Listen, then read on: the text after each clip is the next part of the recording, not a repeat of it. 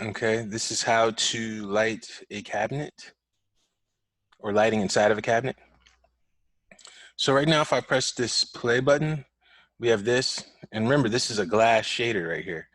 We're not seeing anything. I'll also add a dome light just because to give us some more better overall lighting. So, well, two things. It's good to give a ground plane for the sun, and all the other light to bounce off of. So I'll do this, and I might as well just give it a dome just because. And I'll go to color, file. Is it on my desktop? Do I have HDR? Oh no, it'd be in my downloads. I'd have it. Date modified. Just downloaded a bunch of these today. Okay, here it is.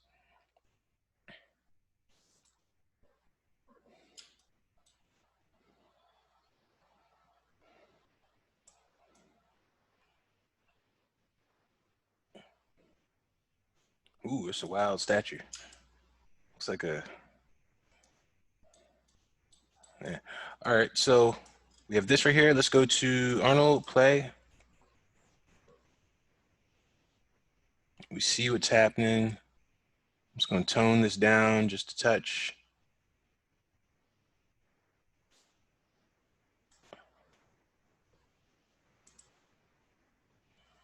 All right. So this glass, I think it is transparent, but we need to go in our render settings. Don't tell me my render settings don't work.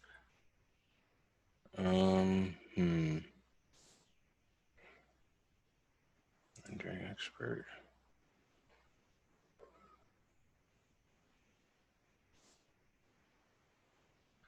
So weird. I have to go here sometimes. It could be because of the Zoom call, but usually I don't have to go to these windows. So this thing usually pops up as another window when it has the gear, and it goes to this right here. And what you want to go to is it's this one. I think it's transmission. So if we go to, let's try 4. And how this works is like this. It's saying that this plane, the light will go in 1, 2 times and then pass out, right? So I just put in 4 just to make sure. But let's see what this looks like. Still, we can't see. So it could be my light placement. Maybe I need to put my light inside of here. So I'll zoom out like this. Or better yet, just to keep things proper, I'll go like this, put it right here, and I'll go to File, Create Camera from View. So now I have this camera right here.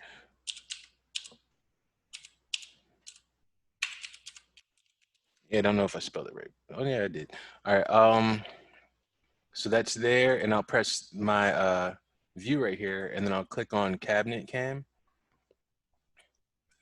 so that it renders from the cabinet cam. Oh, I'm still in the camera. So I need to go into my perspective. So now I can move around and do this. All right. So what I want to test out is this. Is it the placement of my light, the location? Does it need to go inside? It might. So if I go like this and I put it inside more, yep, that's what it was, right? I had it outside of the cabinet. So if I put it in just inside of here, so just so we can see it better, there goes my glass plane. This is my glass, and this is the light. Press 5. Okay. So now if I take down this exposure to 5, okay, see how it's coming along? I'll use some color temperature, warm it up a little bit. And then if you really wanted to, you could do something like this where this is only restricted to this this block, and then I could do like Control D and raise this one. And if I really want to get unique, I could go, hey, let me give it a disk. But then we see like that circle there, so that might not be what you want. But something else you could do is this. I'm gonna press stop. I can go here, hold down J, so I get those increments. So now I have my light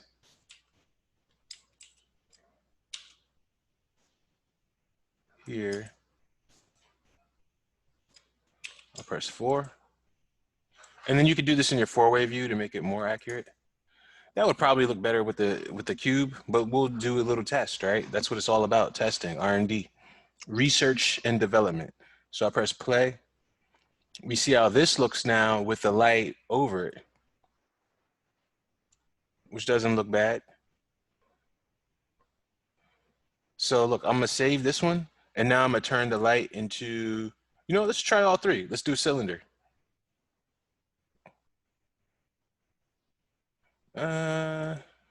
Sorry, I guess. Quad.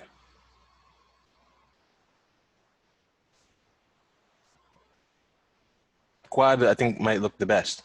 So now we just go right here and we say, okay, disc, cylinder, quad,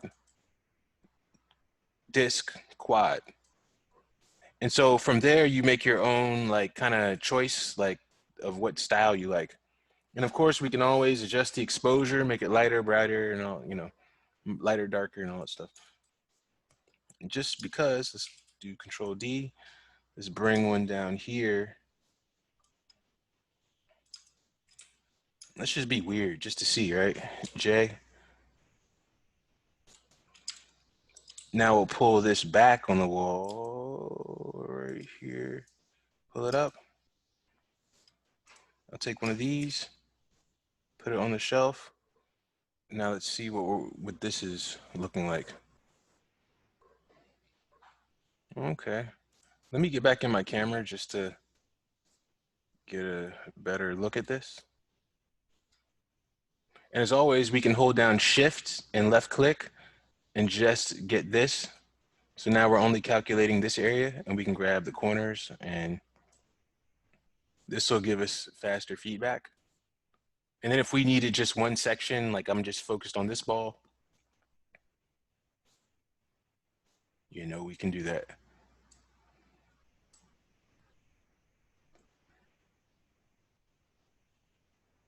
So yeah, this is a good little test. We have it with the light here.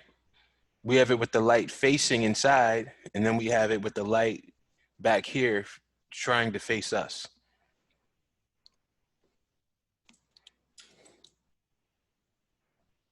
And you know what I'll do lastly, just to touch it off? Well, let's do this. Let's just do it anyway. I'll raise this. Now we'll look at it.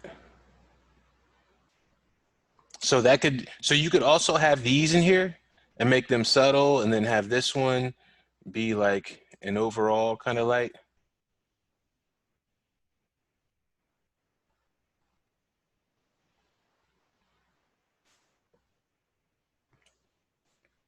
And then as always, we can go into our utilities, light manager, and just check them off.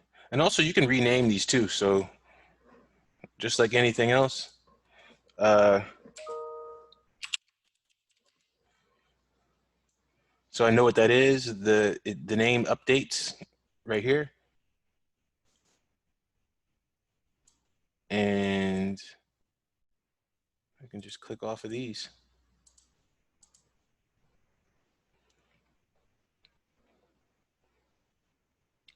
And here, I don't really mess with this too much, but you can do it, I guess. What I'm doing right now is I'm holding down Control and I'm middle mouse clicking and dragging. And that's why I'm getting that. So yeah, so if you have a cabinet, you can say, yeah, it looks good. And then add in this, add in that,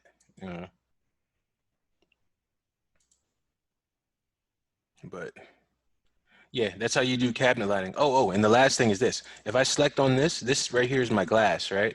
So if I click on my glass, and if I go to, I think it's roughness. Oh, yeah, that's the one, right? So now this is like a stained glass. So this could work nicely for like, I don't know, like a stove or something. You can put something inside and kind of like have this here. So it's like not a stained glass. I meant to say frosted. I used to work for the sign shop, and I thought frosted glass was glass that was just made like that, but you could make this vinyl kind of this huge like kind of transparent sticker, and it would give it like this kind of effect over glass. So you can do this too, and kind of like blur it up. And then if you wanted to, let's say like change the color, make it a little bit like bluish or something like that, you can go in here and you can do this.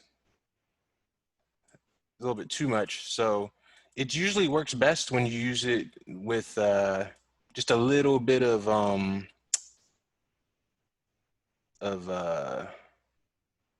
of white in the color.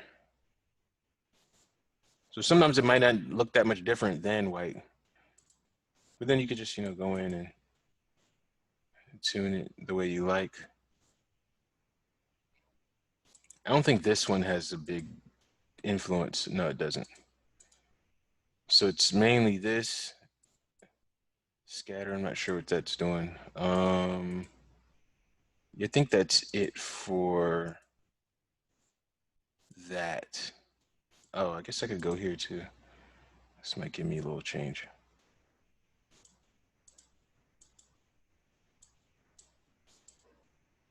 Oh no, this overrides it.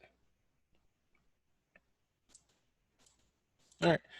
Yeah, so that's how you make the cabinet. What is the other thing? Oh, camera locking, right?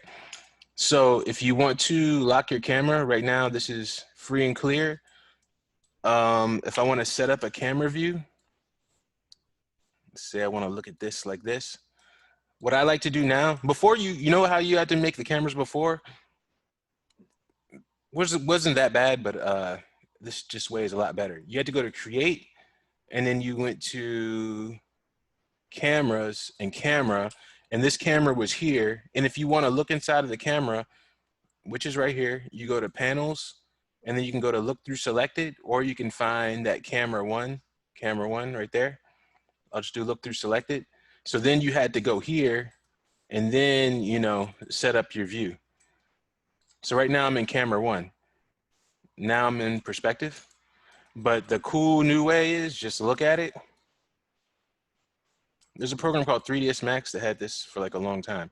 So now you just look at your object and then you go to view, create camera from view. It's right there. This is the one it made. It just makes it as perspective instead of saying camera like you make there. You just double click car cam.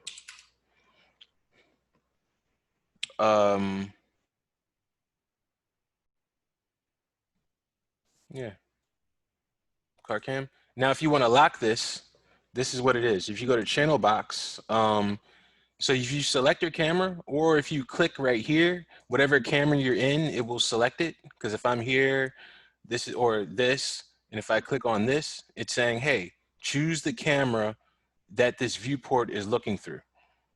So this is select your camera, and this right here is lock. So you click on this, and all of these turn gray, which means it's locked. And now I can't move it. If for whatever reason I want to unlock Y, I could right click and go unlock selected. So now I can like move up and down, but I can't move any other way.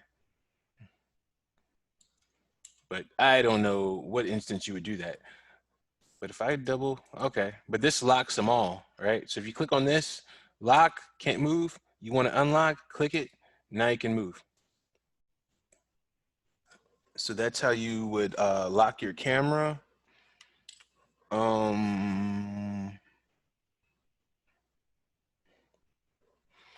right, so the next one is curtains. Now I'm not sure exactly how to make a curtain, but I can show you how to make cloth, and then we can investigate how to make curtain. So to make a cloth object, we'll click on poly modeling, click on this right here, this plane, and we can drag it up and make it like this, right? Now I'm gonna do two different versions of this. So this is the first one I just made. And what we're gonna do is we're gonna make this cloth drop on this and kind of like drape over it. So there's another thing that we need, right?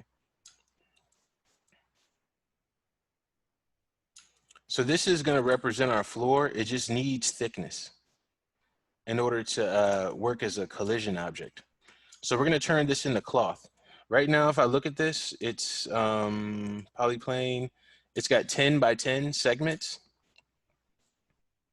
And this one right here has, oh, I duplicated it, so those segments are gone, which is fine. If I want to add more segments to this or make this more high resolution, I do shift right click, and then I go to smooth, right? So it doubled up on those faces, and now if I do it again to 2, it's gonna give me that. I'll press Q to quit. All right, so let's make some cloth, all right? So to do this, we're gonna go over here to modeling, and we're gonna go to FX. And in cloth, this is the one we want, in cloth. So I will click on this right here, and I will say, create passive collider. So this means that this is now something that's passive. It doesn't move. And I'll do the same thing for the floor. Create passive collider. Now I'll click on this right here, and I'll do create in cloth. So it made this into a cloth object. And it gives you like these little things right here, which aren't important right now.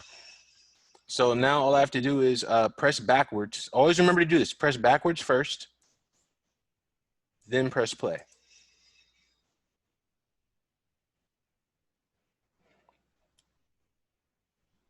All right, so it turns into a cloth object. If I press 4, we can see what the edges are doing. Now, because it doesn't have a lot of divisions, it's kind of like giving us some rigid kind of action. So what I'm going to do is I'll just click on this, and I'm just going to delete it. And I'll click on this one now.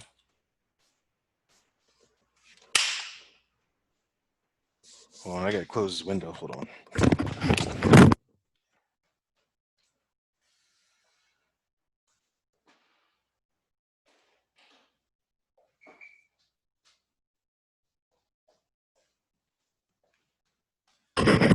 Studios get me until I'm teaching.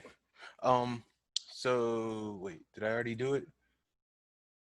Oh, I'll do it again. Create in cloth, and now I'll press 5, and hold on.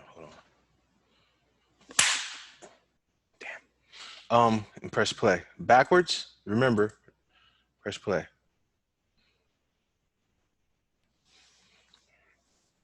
So you kind of see the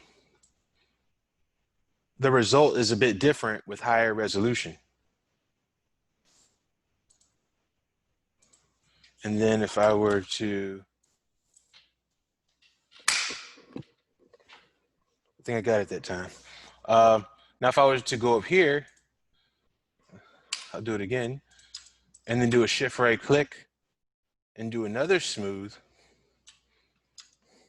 Like all this is just for demonstration. Create in cloth. Wait, select it, create in cloth. Go backwards, press play. It takes a little bit longer because the more resolution, the longer it takes. Let me put it closer to the, oh, it's pretty high up.